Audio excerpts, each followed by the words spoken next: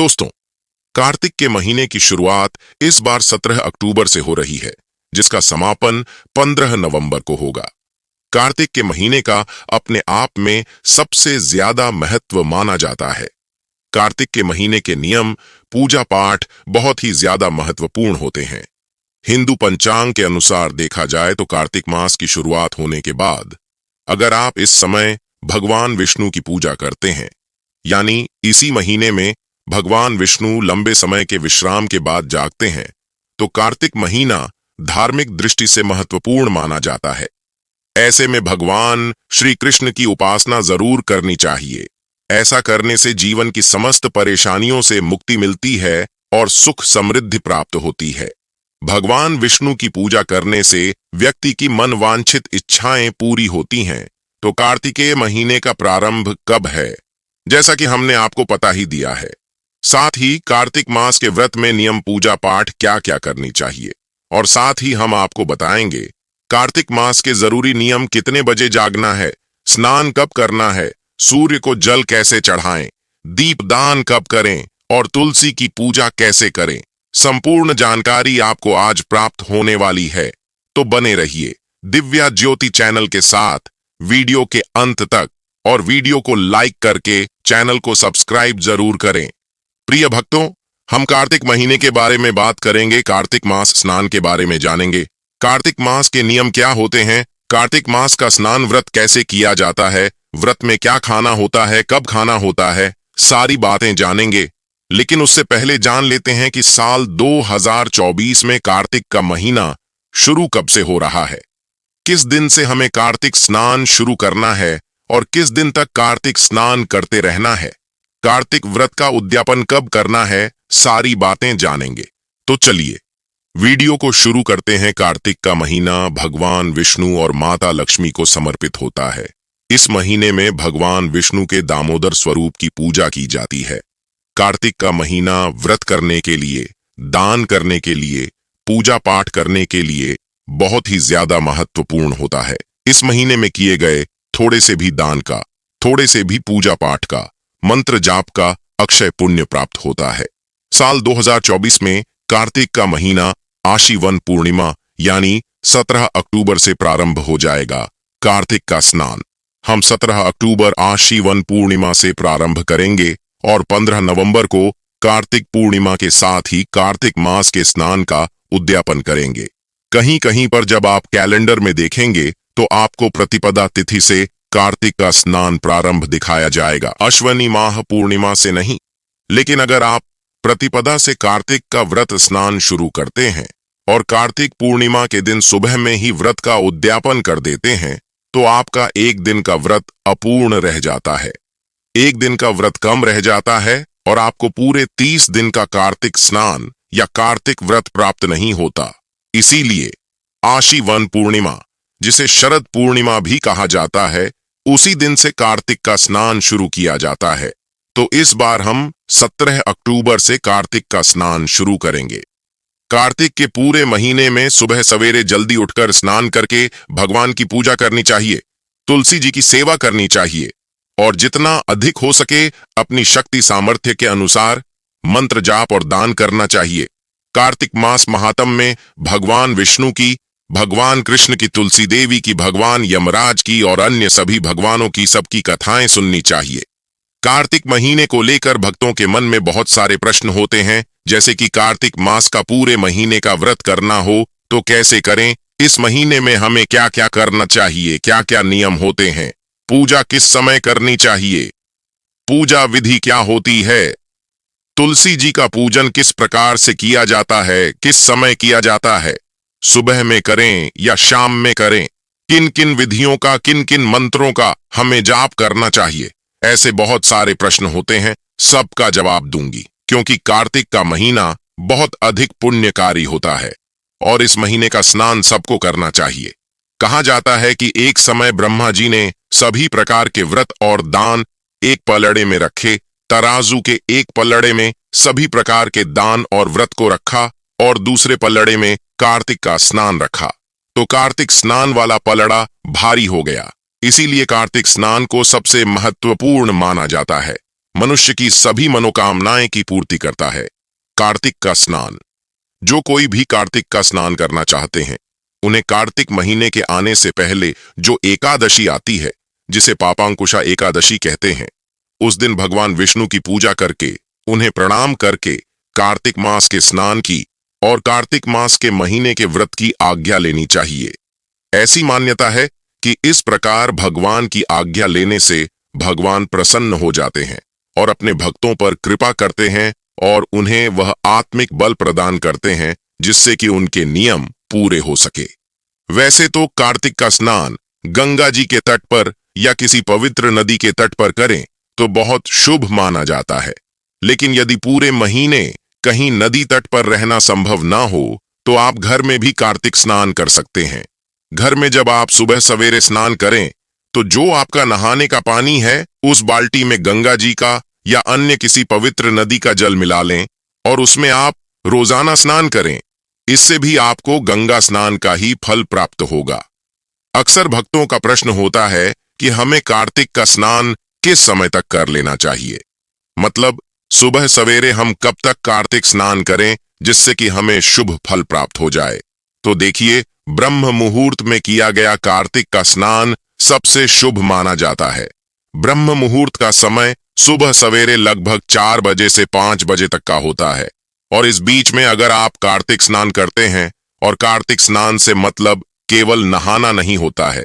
कार्तिक स्नान का मतलब होता है नहा धोकर भगवान की पूजा करना, तुलसी जी की पूजा करना, तुलसी जी में दीप दान करना और भगवान सूर्य नारायण की पूजा करना और भगवान की कथा कहानियों का श्रवण करना। इस सभी पूजा पाठ को ही कार्तिक स्नान कहा जाता है। ऐसा नहीं कि आप नहा लिए 4 से 5 के बीच में तो आपका कार्तिक का स्नान हो गया। आपने जो भी व्रत संकल्प किए हैं वह आप पूरे करते हैं, भगवान की कथाओं का पाठ करते हैं या सुनते हैं तो इसे कार्तिक स्नान कहा जाता है। तो यह सब काम आपको 4 से बीच में कर लेने हैं तो इसे बहुत शुभ माना जाता है। ब्रह्म मुहूर्त के बारे में कहा जाता है कि यह समय इतना पवित्र, इतना शुभ होता है कि इस समय में आप पूजा पाठ करते हैं तो वह सीधा भगवान तक पहुंचता है। इस समय में यदि आप कोई प्रार्थना करते हैं, अपने किसी मनोकामना की पूर्ति के लिए आप भगवान की पूजा करते हैं और उनसे अपनी प्रार्थना निवेदित करते हैं, तो उस प्रार्थना को भी भगवान बहुत जल्दी ही सुन लेते हैं।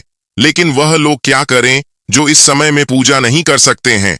बहुत सारे लोग होते हैं जिन्हें रात में नाइट ड्यूटी करनी होती है या उनके घर में बहुत परेशानी होती है, सुबह सवेरे 4 बजे उठकर पूजा नहीं कर सकते, स्नान नहीं कर सकते, तो क्या वह देर से स्नान नहीं कर सकते? तो देखिए, अगर आपके साथ कोई परेशानी है तो आप देर से भी कार्तिक स्नान कर सकते हैं। कुछ ना करने से तो कुछ करना बहुत अच्छा माना जाता है। तो आप जिस समय भी स्नान करें, जिस समय भी आप पूजा पाठ कर सकते हैं, उस समय नहा धोकर स्वच्छ कपड़े पहन लें और भगवान की पूजा करें।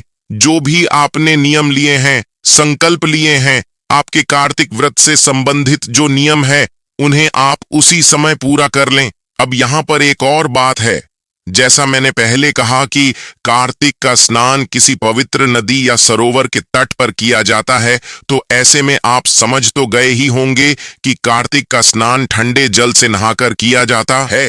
लेकिन अगर किसी के साथ स्वास्थ्य संबंधी कोई परेशानी है या वे ठंडे जल से स्नान नहीं कर पाते हैं तो वे गर्म जल से गुनगुने पानी से भी स्नान कर सकते हैं। अपनी शक्ति सामर्थ्य के अनुसार ही कार्तिक का स्नान करना चाहिए। ऐसा नहीं कि आपने 2 दिन तक ठंडे पानी से स्नान किया और फिर आप बीमार हो गए तो इससे आपके जो व्रत नियम थे वह भी सारे अधूरे ही रह गए। भगवान तो हमारे मन के भावों से प्रसन्न हो जाते हैं और न कि इस बात से कि हमने स्नान ठंडे पानी से किया है या गर्म पानी से। यह पूजा पाठ हम कितने नियमों को निभाकर कर रहे हैं। जितने भी नियम आप निभा सकते हैं उतने ही नियम आप ले। बहुत सारे नियम होते हैं कार्तिक की पूजा के, लेकिन सभी लोग सभी नियम नहीं निभा सकते। तो जितने भी नियम आप निभा सकते हैं उतने नियम का संकल्प लें। अब एक प्रश्न जो भक्तों के मन में आता है कि हम कार्तिक मास के व्रत कैसे करें? पूरे महीने का क्या हम व्रत संकल्प ले सकते हैं? कौन कौन इस व्रत को कर सकता है? तो देखिए, वैसे तो कार्तिक मास की पूजा अधिकतर महिलाएं करती हैं, लेकिन अगर पुरुष, बच्चे, बुजुर्ग जो भी करना चाहे वह कार्तिक मास की पूजा भी कर सकते हैं और व्रत भी कर सकते हैं। कार्तिक मास का व्रत कैसे किया जाए आपके शारीरिक सामर्थ्य पर निर्भर करता है। कुछ लोग पूरे महीने केवल मीठा खाने का व्रत करते हैं। कुछ लोग एक समय भोजन का व्रत करते हैं, जिसमें वह एक समय भोजन करते हैं, जैसे कि सब्जी, रोटी, चावल, दाल, इस तरह का भोजन करते हैं। कुछ लोग फलाहारी व्रत करते हैं। तो जैसा भी आप व्रत रख पाए, पूरे महीने का वैसा ही व्रत का संकल्प करें। अगर आप एक समय भोजन का व्रत करते हैं, तो आप एक समय में नॉर्मल खाना खा सकते हैं, जैसे कि रोटी, सब्जी, दाल, चावल, इस तरीके का खाना आप खा सकते हैं। लेकिन इसमें भी कुछ चीजें होती हैं जो आपको नहीं खानी चाहिए, जैसे कि प्याज, लहसुन हो गया या मसूर की दाल हो गई। इस तरह की चीजें आपको नहीं खानी चाहिए। आजकल घरों में ज्यादातर तो स्टील के बर्तनों का ही प्रयोग होता है, लेकिन जिन घरों में भी कांसे के बर्तन अभी प्रयोग किए जाते हैं, उन्हें व्रत के दिनों में कांसे के बर्तनों का यूज नहीं करना चाहिए। वैसे तो तुलसी देवी की पूजा भी पूरे साल की जाती है। हर महीने में तुलसी देवी की पूजा करने का अपना अलग महत्व होता है, लेकिन हमारे शास्त्रों में कार्तिक के महीने में तुलसी जी की पूजा और उनकी आराधना करने को विशेष बताया गया है। तुलसी माता पर भगवान कुबेर और माता लक्ष्मी की विशेष कृपा होती है। इस महीने में सुबह शाम तुलसी जी की पूजा करने से, तुलसी जी की परिक्रमा करने से, दीपदान करने से घर में सुख शांति का वास होता है और संपन्नता आती है। इसीलिए कार्तिक के महीने में सुबह और शाम दोनों समय तुलसी जी की पूजा करनी चाहिए, उनमें जल अर्पित करना चाहिए और दीपदान करना चाहिए। अब यहाँ पर प्रश्न लोग पूछते हैं कि ये दीपदान क्या होता है, क्या हमें दीपक का दान करना है? तो देखिए, ऐसा नहीं होता है। कार्तिक के महीने में दीपदान किया जाता है।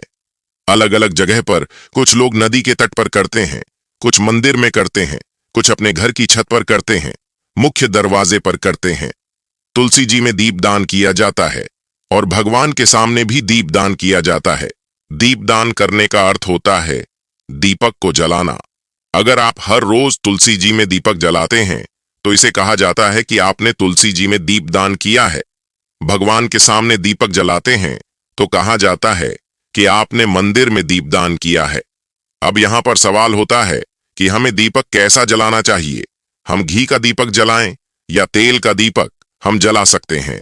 तो देखिए, अगर आप चाहे तो आप देसी घी का दीपक भी जला सकते हैं, और अगर देसी घी का दीपक जलाना संभव ना हो तो आप तिल के तेल का दीपक भी जला सकते हैं। अब यहीं पर एक प्रश्न और भी आता है कि जैसे कार्तिक के महीने में रविवार पड़ेगा, एकादशी पड़ेगी, तो इन दिनों में क्या करें? क्या इन दिनों में भी हमें तुलसी में दीपदान करना चाहिए? तो हाँ जी, तुलसी में दीपदान रोज किया जाता है। तुलसी देवी की आप रोज परिक्रमा करें, पूजा करें और दीपदान करें। दीपक हर रोज जलाएं, रविवार को भी। बस आप उस दिन तुलसी जी को स्पर्श ना करें, में जल ना दें, लेकिन दीपक जलाएं, उनकी पूजा करें, आरती करें, परिक्रमा करें, और जो कथा कहानी आप करते हैं वह भी आप इसी तरह से करें जैसे आप रोज करते हैं। बस रविवार के दिन या कुछ जो महत्वपूर्ण दिन होते हैं जिनमें तुलसी देवी को स्पर्श नहीं किया जाता है, तो उनमें आपको स्पर्श नहीं करना है, जल नहीं देना है। इसके अलावा कार्तिक स्नान करने वालों को, चाहे उन्होंने व्रत किया है या नहीं किया है, चाहे आप केवल स्नान करके पूजा करते हैं, तो भी आपको कार्तिक मास का महात्म और कार्तिक मास की कथाओं को सुनना चाहिए या पढ़ना चाहिए, दूसरे को सुनाना चाहिए। अगर आप कार्तिक महात्म को सुनना चाहते हैं तो आप हमारे वीडियो को लाइक करके चैनल को सब्सक्राइब जरूर कर लीजिएगा। आपको प्रतिदिन कार्तिक का महत्व की कथाएं और वीडियो के साथ साथ में अन्य कथाएं भी और पूजा पाठ से जुड़ी अन्य महत्वपूर्ण जानकारियां भी प्राप्त होती रहेगी। अगर आपने अभी तक कमेंट बॉक्स में हर एक कृष्णा नहीं लिखा है, तो जरूर से लिखिए, ताकि भगवान श्री कृष्ण की कृपा आप और आपके पूरे परिवार पर बनी रहे।